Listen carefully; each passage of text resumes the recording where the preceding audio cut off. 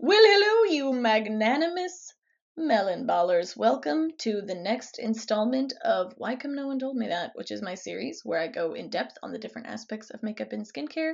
We're kind of doing an in order thing, and today's episode is about blush. The last episode, which I did many months ago, was on bronzer, and we kind of addressed the contour versus bronzer situation, and now we're talking about blush. So I will say that in this series, feel free, if you're here, stick around, watch the video, but it does build on itself a lot, so I'll put in the description box the previous episode. What a super weird way to say a normal weird word.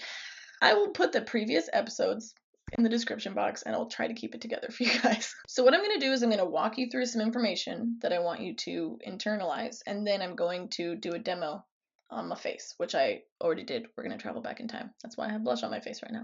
My cheeks do not naturally look like this. Okay, so first of all, I am a blush fangirl. I got a little crush on blush. Gross. I said I was going to keep it together for you guys, and I immediately threw it out the window. I like blush, and I think it's one of the most underappreciated and underutilized makeup products. It's very impactful. It can do a lot for your face structure. It is literally a part of highlighting and contouring, while everybody was like getting their jollies off to highlighting and contouring kits. I don't know why more attention hasn't been paid to blush. It's part of that whole business, and I'm excited to get you excited about it. So a concept that I talk about a lot, and I have talked about sporadically throughout in videos on my channel. I don't remember what I'm saying. What do you guys think I was saying? I don't know, you're watching. Tell me, help. I'm just going to pick up where I think I was trying to talk. So if you don't know or haven't watched my videos, my background is in oil painting before doing makeup. And so I kind of approach things that way, and I find it pretty helpful. So an important concept for most of makeup is that of visual direction. So when you look at a painting, your eye goes to certain things. If you see a pop of color, you're going to be drawn to that, or contrast in shapes or value, which is the lightness or darkness of a thing. Sorry if you have seen some of my other videos and this is repetitive for you now. The reason visual direction is important is because the way that people look at your face really influences how the structure appears to them. So if you want your face to look nice and lifted and structured, as most of us do, I assume, you want to avoid doing things that cause people's eyes to drag downward while they're looking at you. You always want people's eyes to be lifting up. Your face looks nice and lifted. It's a whole big lift party. So one of the most important things when you're applying blush is your placement, because if you place your blush too low, then it can really drag your face down. When I get into the demo, you'll see exactly where I put it and why I put it there and how you can put it on your face. But just keep in mind that the reason we want to pay attention to nice high lifted placement is so that people's eyes aren't drooping down when they're looking at you. A couple other fun things to understand about blush and then sort of understand why it matters.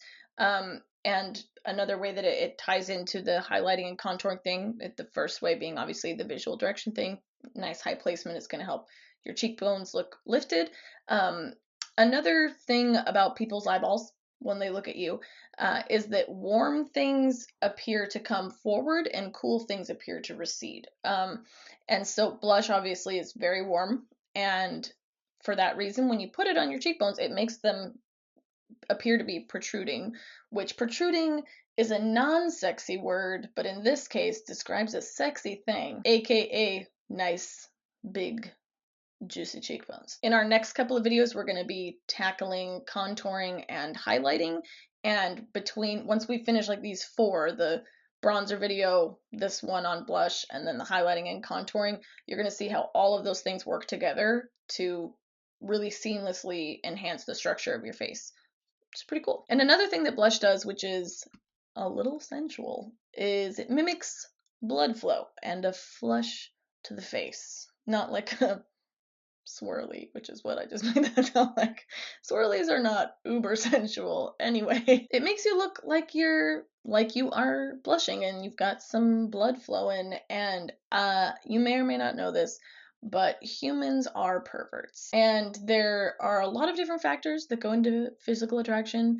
On a very basic biological level, people tend to like stuff that reminds them of certain moments in human interaction, or that make them think about, like, just making babies. This video is getting to a weird place, and I apologize for that, but my point stands, which is that blush has a big impact and is kind of a sexy, playful thing.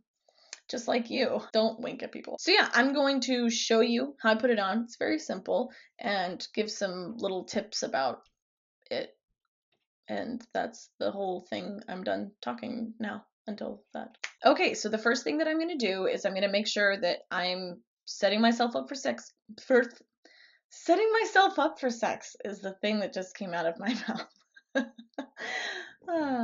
Setting myself up for success. Such an important, all those letters are really important.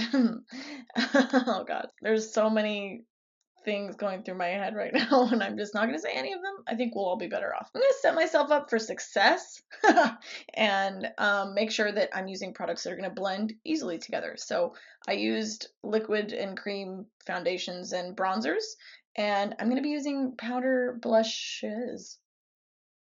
So I'm going to use a translucent powder in between, just so that those powder blushes can blend nice and smoothly on top of my face. So just using a little bit of translucent powder, and I don't even need to put it everywhere. I only need to put it where I'm gonna be blending some shit. I said I was gonna be using 2 blushes. The reason for that is that sometimes I like to be a little extra. And blushes is it's one of my favorite things. And I mean, I will give you full transparency right now and say I almost never do this on myself, but when I'm working on clients, I, try to pull out all the stops. And one of the ways that I like to do that is by putting like kind of a wash of color in the greater cheek region, and then a more concentrated pop of color right on the highest point of the cheekbone. So that's what we're going to do today. I'm using one of my all-time favorite blushes, which is the Milani Luminoso blush, and then this Sephora collection blush that I actually like super love and have been using a lot lately, in the color number 10. And it's just like a bright orangey red color, which I think is really cool. And the reason I like these two together is when I do this effect, I like to use sort of like the purest version and blush form of the softer color, so it just seems like, they're not fighting with each other. So the Luminoso is just like a really peachy, pretty color with some soft sheen in it, and then this is just like the real color behind it, if that is making any sense. You let me know if I make sense. Always eager to hear. So first I'm going to take this Goss brush that is objectively beautiful, and I'm going to apply the Luminoso blush all over my whole cheekbone pretty much. And it's important that if you're doing this and you want to do it this way, this should be a relatively soft color, and this is a very soft blush. Obviously, if you're using a blush that is somewhat pigmented on its own, you don't need to go crazy with this part. Ah, there we go. That's already so pretty. And now all I'm going to do is I'm going to take that deeper color and I'm going to apply it just to the highest point of my cheekbone. And the nice part about this is you know exactly where that is through the miracle of touch. You can just feel your face and be like, ah, well, there it is, the highest point of my cheekbone. And you're just going to dot is a weird word, blend onto that spot. You can see why I like this brush, because it's not huge. And it just lifts your face so much, and it looks healthy and refreshed, and it's pretty, and I like it, and you should do it too at home. While I do this second side, I'm going to point out a couple of things that I did not during the first side. You may or may not have noticed that whilst doing this, I am neither smiling nor duck facing. Fish facing? That's a fish. And the reason for that is twofold. So as we talked about before, the placement of your blush is really like the most important thing, probably. And if you watch my cheeks when I smile, they lift up. Oh, that's nice. She's happy. But when I stop smiling, they lower.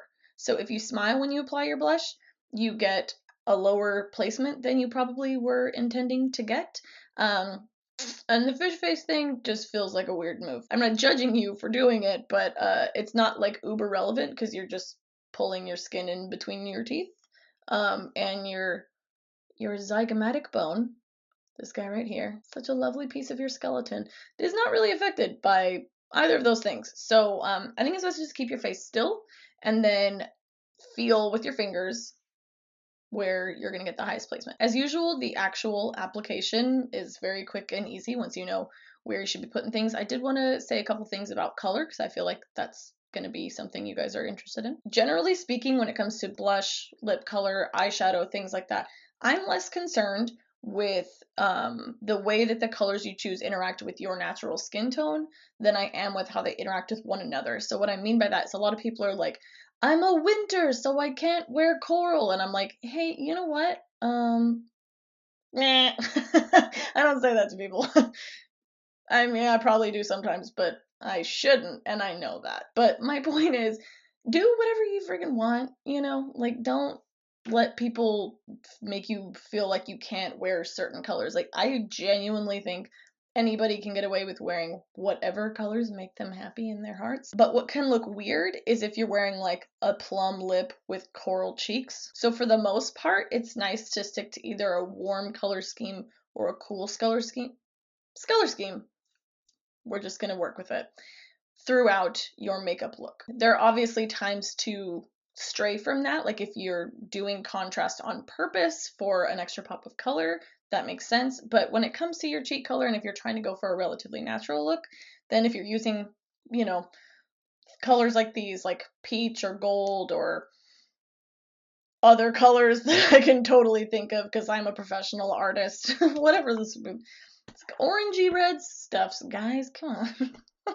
Then, you know, stay in that lane. And if you want to use some cooler pinks and blues and purples and grays and things of that nature, then stick over in that way. But don't let any person make you feel like because you have brown hair, you can't wear coral. You know what I mean? All right, as always, I hope that this was helpful and you enjoyed it and you can now go into your makeup applying part of your house feeling like a boss. And oh, I've touched a thing.